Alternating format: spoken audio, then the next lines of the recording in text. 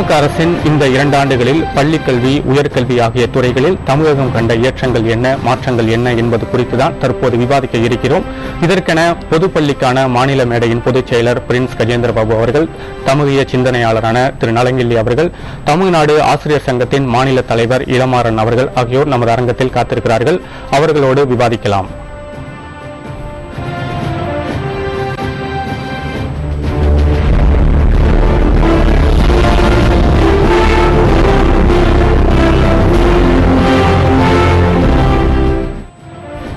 பள்ளிக்கல்வித்துறையை பொறுத்தவரை கடந்த 2 வருடங்களில் தொடர் கல்வி முறை போன்ற பல்வேறு மாற்றங்களை கொண்டு வந்துள்ளது அதிமுக அரசு. 2 ஆண்டு கால அதிமுக ஆட்சியில் பள்ளிக்கல்வித்துறையில் ஏற்பட்டுள்ள மாற்றங்கள் என்ன, இந்த மாற்றங்களால் ஏற்பட்ட விளைவுகள் என்ன என்பதை இப்போது பார்க்கலாம்.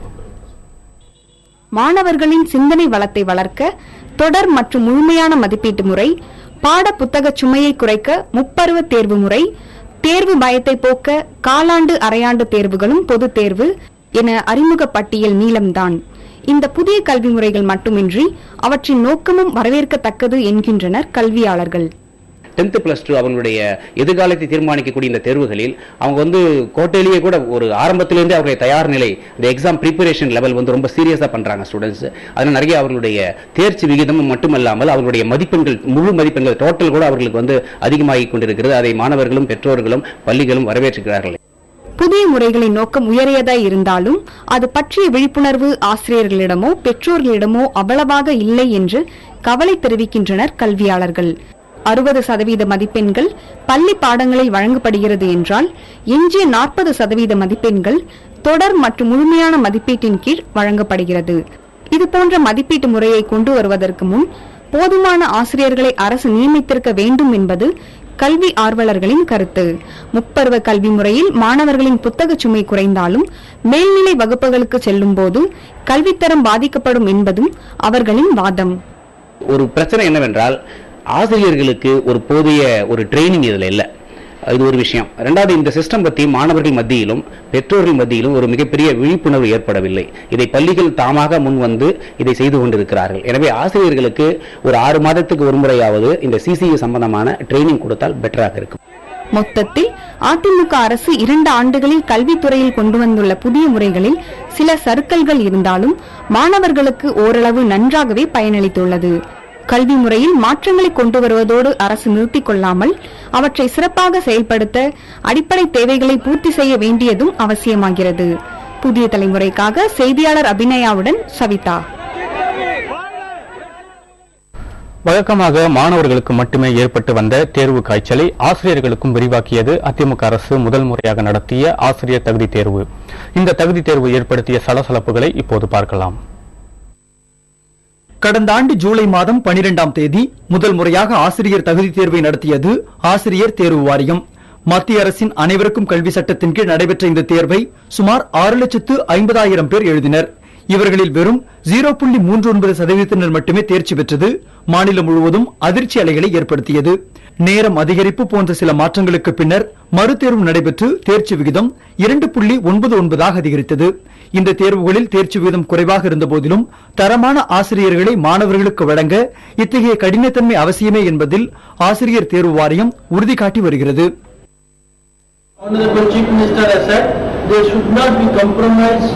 on the quality of teachers and we should give best teacher to our children come what may.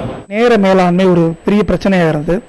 இரண்டாவது படி மறுதேர்வு வைத்த பொழுது இந்த நேர மேலாண்மையும் சீர் செய்யப்பட்டு 1.5 மணி நேரம் 1.5 ஹவர்ஸ் 3 ஹவர்ஸ் அலாட் பண்ணியிருந்தாங்க. அதனால அது சரி செய்யப்பட்டது.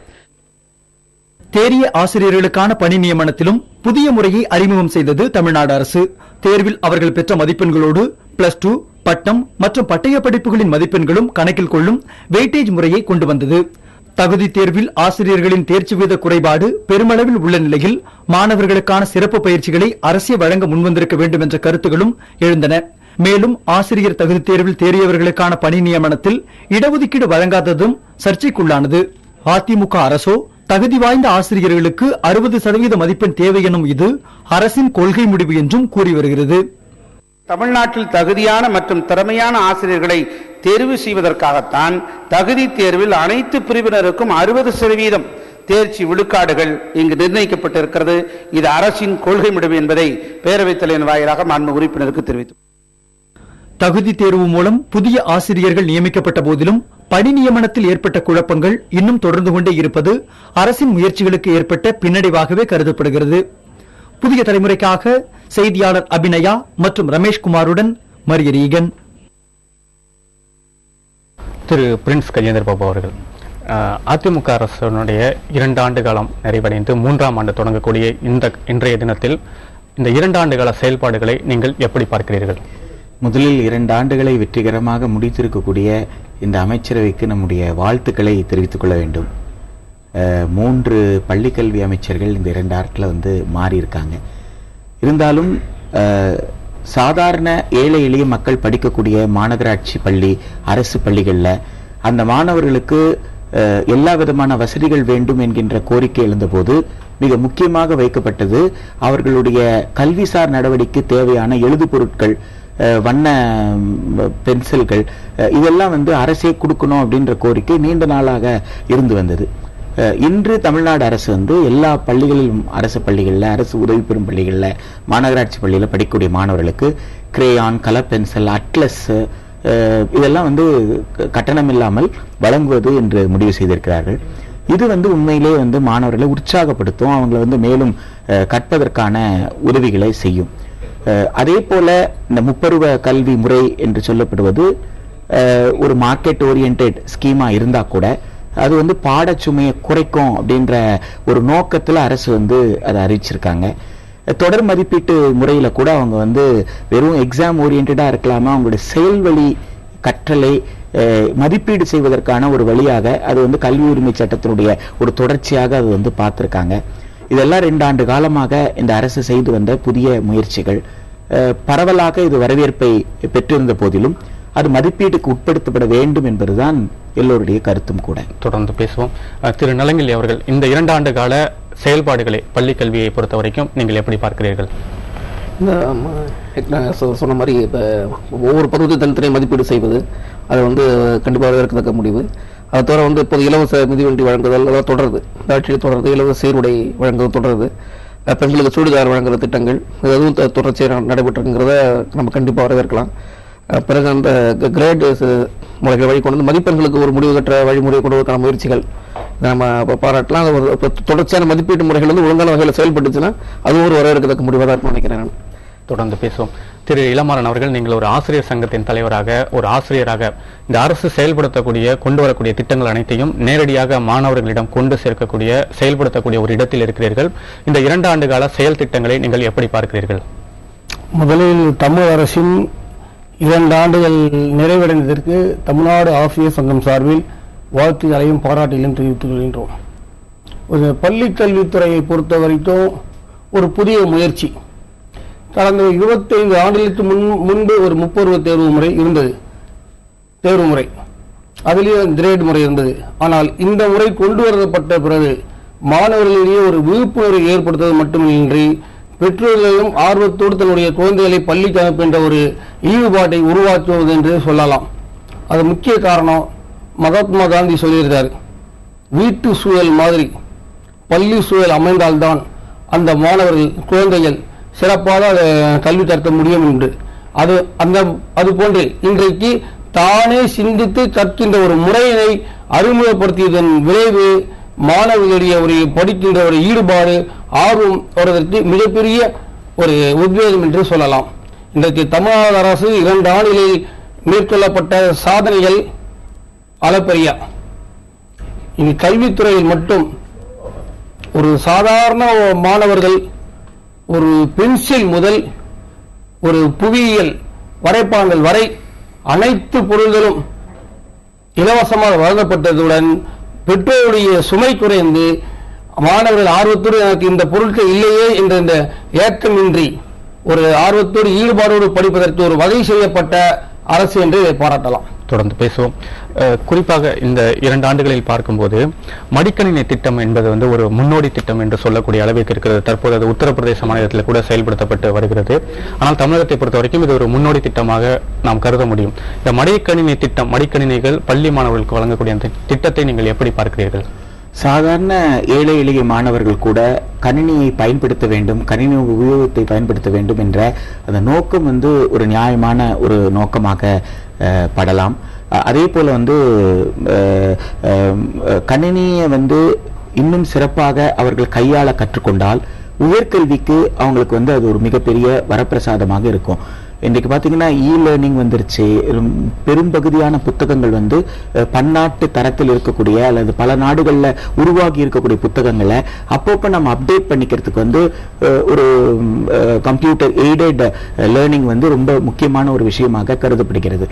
அதே போல எந்த இடத்துல இருந்தாலும் எந்த ப்ரொஃபஸரோடையும் கான்டாக்ட் பண்ணக்கூடிய முடியும் அப்படின்னு சொல்லும் பொழுது ஒரு பிராட்பேண்ட் கனெக்ஷன் மட்டும் ஒருத்தர்கிட்ட இருந்துருச்சு அப்படின்னு சொன்னா, ஒரு டேட்டா கார்டு இருந்ததுன்னு சொன்னா அவங்களால உலகத்துல எந்த பகுதியை வந்து ரீச் பண்ண முடியும். அப்போ ஒரு மடிக்கணினி ஒரு 10,000 ரூபாயில இருந்து 30,000 ரூபாய் ஆகும். அது வந்து நான் எப்படி வாங்குவது என்று ஏங்கக்கூடிய ஒரு மாணவனுக்கு இது உண்மையிலேயே அதை சரியாக பயன்படுத்த தெரிந்தால், அதனுடைய பயன்பாட்டை முழுமையாக அந்த மாணவன் அனுபவிக்க கற்றுக்கொண்டால் நிச்சயமாக இந்த திட்டம் வந்து அனைவருக்கும் பயன்படக்கூடிய ஒரு நல்ல திட்டமாகத்தான் நாம் பார்க்கிறோம். திரு நலங்கிள்ளி அவர்கள், இது போல மடிக்கணினியோடு பல விலையில்லா பொருட்கள் பள்ளி மாணவர்களுக்கு வழங்கக்கூடிய திட்டம் வந்து கடந்த 2 ஆண்டுகள் செயல்படுத்தப்பட்டு வந்திருக்கிறது. குறிப்பாக மாணவர்களுக்கு புத்தகப்பை வழங்குவது, வண்ண பென்சில்கள், கணித உபகரண பெட்டி, இது போன்ற மாணவர்களுடைய அடிப்படை தேவைகள் என்னவோ அனைத்தையும் வந்து பள்ளிகளிலேயே வழங்கக்கூடிய ஏற்பாடுகள் செய்யப்பட்டு வந்திருக்கிறது. இந்த திட்டத்தை தாங்கள் எப்படி பார்க்கிறீர்கள்? கண்டிப்பாக பள்ளி சார்ந்த எந்த இலவச திட்டங்களுமே வரவேற்கத்தக்கதுதான். நம்ம கல்வியே முழுக்கவே இலவசமாக கொடுக்கணுங்கிற கொள்கை கொண்டவங்க. அதனால வந்து குறைஞ்சது வந்து மாதிரி பொருட்களை இலவசமாக கொடுப்பது, குறிப்பேடுகள் இலவசமாக கொடுப்பது, சீருடைகள் இலவசமாக கொடுப்பது, ஏற்கனவே சொன்ன மாதிரி மிதிவண்டிகள், சத்துணவு திட்டத்தை மேம்படுத்தலாம். சத்துணவு திட்டம் இது அந்த மாணவர்களுக்கு செய்யக்கூடிய ஒவ்வொரு திட்டங்களும் இலவசமாக கொடுக்கக்கூடிய எல்லாத்திலும் வரவேற்கத்தக்கதுதான். மடிக்கணினியை பொறுத்த வரைக்கும் ஒரு புத்தகங்களை படிப்பதற்குங்கிற வகையில் மாணவர்களுடைய பயன்பாட்டில் நான் பார்த்த வரைக்கும் 2 பேருக்கு பயன்படுத்துறாங்க. ஒன்று புத்தகங்கள் படிக்கிறதுக்கு, அதுக்கான சிலபஸ் வேலை போட்டு கொடுத்துட்றாங்க மடிக்கணினிங்கிறது. இரண்டாவது அவங்களுடைய ப்ராஜெக்ட்ஸ் டச் பண்ணிக்கிறாங்க அப்படிங்கிறது. ஒரு புத்தகங்கள் மட்டும் படிப்பதற்கான ஒரு பயன்பாடு அப்படின்னா ஒரு டேப்லெட் அளவுக்கு ஒரு இ ரீடர் அளவுக்கான தகுதிகள் போதுமானது. ஏன்னா மடிக்கணினியில் வந்து அவங்க வைஃபை இணைப்பு கொடுக்கல. ஐயா கூட பிராட்பேண்ட் இணைப்பு வச்சு பயன்படுத்திக்கிறான்னு சொன்னார். வைஃபை இணைப்பு அதில் கொடுக்கல அவங்க. அதை தவிர வந்து ஒரு குறுந்துட்டு போறதுக்கான வசதி அதில் இல்லை. மாற்றுத்திட்டம் பார்த்தீங்கன்னா ஒரு அதில் ஆப்ரேட்டிங் சிஸ்டம் வந்து ஒரு மிக விலை அதிகமான விண்டோஸ் பயன்படுத்துவது பதிலாக லினக்ஸ் மாதிரி ஒரு சாதாரண ஒரு ஆப்ரேட்டிங் சிஸ்டம் போட்டு ஒரு 10,000-12,000 மரத்துக்கு மிச்சமாக இருக்கும். இன்னும் மேற்கொண்டு பல வசதிகளோடு அந்த மடிக்கணினிகளை கொடுத்துருக்க முடியும்.